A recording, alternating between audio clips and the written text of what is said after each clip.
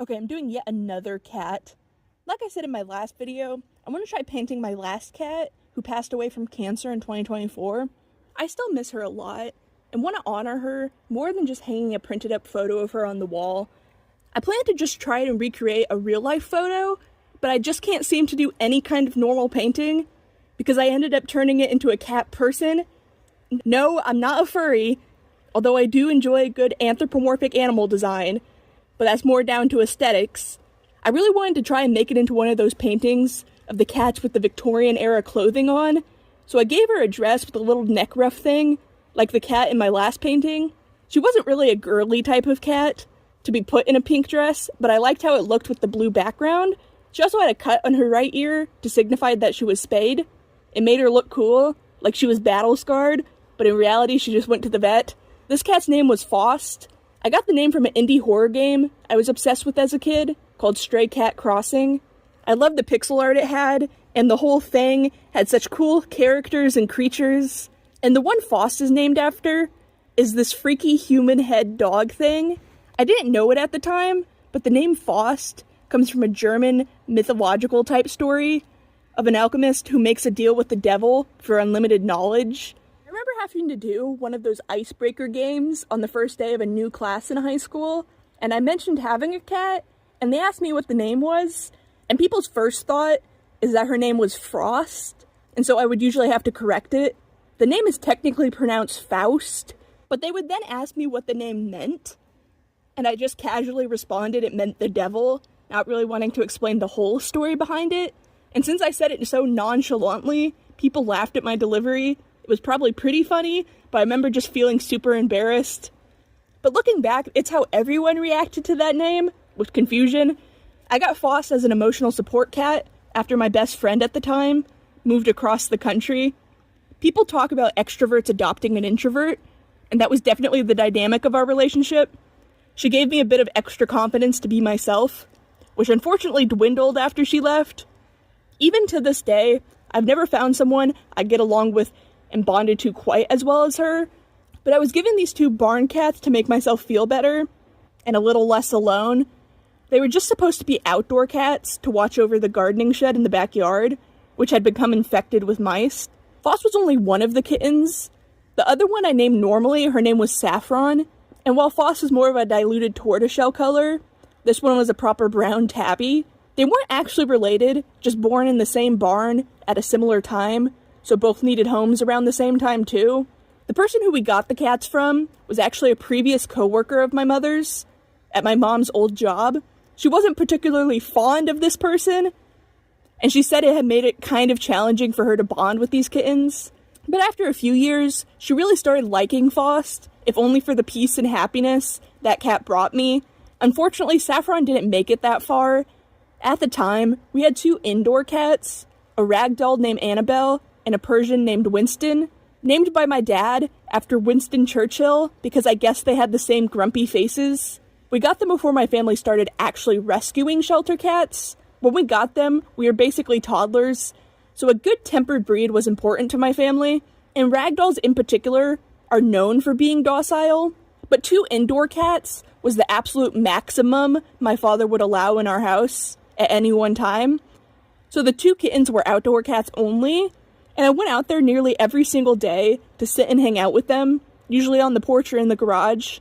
But one day, before leaving for church, my mom just so happened to look in the rear view mirror of her car as she was leaving, and saw Saffron laying just behind the car, and almost hit her, and she wouldn't move. Eventually my mom had to pick her up and put her in the grass away from the driveway.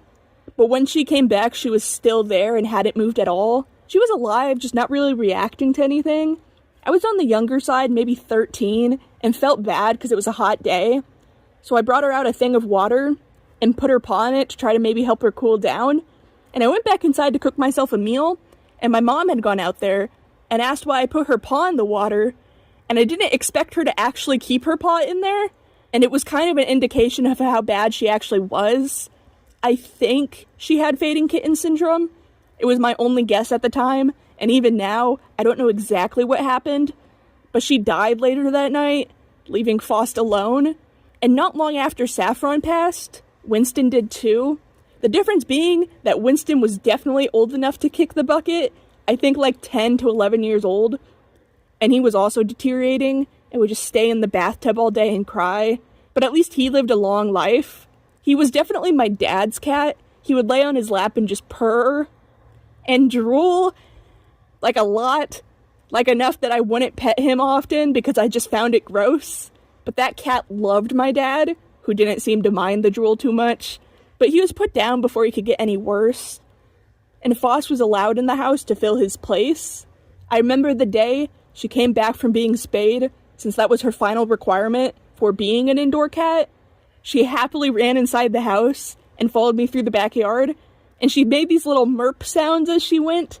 I remember thinking that I hope she kept making those cute mannerisms once inside, and she did. She always made the cutest little sounds, except for that first night where we had her in our den/office room just to get her used to one room before giving her free reign over the whole house.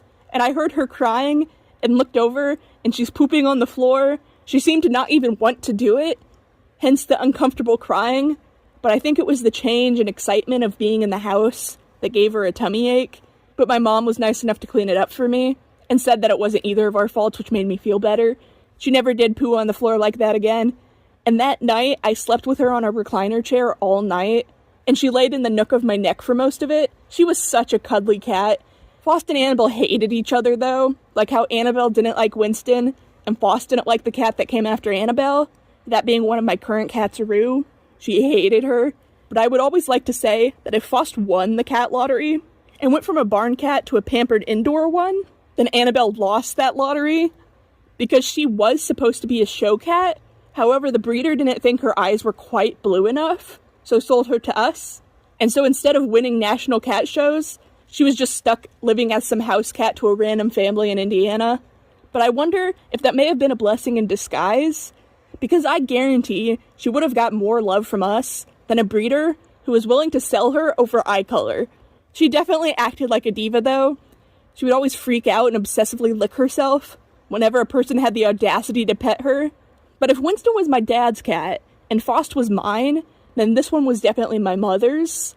In her old age, when she struggled to jump onto the bed, my mom even bought her some mini stairs just so she could get up there and lay on her head every night.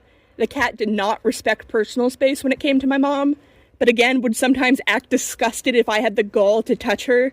But as she got older, she mellowed out a bit and even stayed out there when we had people over, which I cannot say the same for Faust. She would literally tear holes through and climb into furniture to get away when strangers came over. But eventually Annabelle also started to deteriorate, but my mom may have kept her alive longer than she probably should have. She would cry so often and seemed to be in pain. She was like 17 at the time, but eventually Mom had to take her to be put down, and she was really torn up about it. This cat had been with us and our family since we basically first started walking as toddlers. It was hard to see her go too, because for a lot of my young life, she was my cat before Faust came around. I almost wonder if I should paint her too, to kind of overshadow the last memories I have of her struggling to walk with the crusties in her eyes, and the memory of her elderly self, and do a painting that really shows her show cat side, and make her a really fancy cat person. Maybe I can even do one for Saffron or Winston, just to have a collection of paintings of my dead cats, painted as Victorian-era aristocrats. I've actually found talking about the two cats and looking over photos to paint this actually has made me feel a lot better in regards to closure about everything. I'll probably never fully get closure, though, because it's a wound that will never heal, but it's not really supposed to. If it did heal, it could mean forgetting every beautiful and happy moment I shared with these guys. So in their honor, I'm okay with my heart hurting. It's the burden I bear for remembering them. But right after Faust died, I remember thinking, is it really worth it to get so close to a cat who would eventually die anyways? But all of those moments with Faust was and still is definitely worth any sadness that came out of her absence. The night she died, she was alone in the basement, which I had been shutting the door to since she was diagnosed with cancer. I didn't want her dying alone in the cold down there, but I must have forgotten it that night, because the following morning I found her there. I wanted her to be loved in her final moments, but as these years have passed since her death, I think I realized that she probably was waiting and needed a place to be alone and in peace to pass, as cats do like seeking solitude right before they die. And so who was I to deny her what way she wanted to go? And she really did love rolling on those cool basement floors whenever she was let down there. And it was a hot day/night. And it was probably exactly what she was doing, because we had just let her out on her harness for the last time that afternoon. It had been almost too cold to do it until then, but as we sat out there watching the total solar eclipse that happened in April 2024, we brought her out beforehand just to let her enjoy the warm weather. And let me tell you, this cat has always loved being let outside as a treat.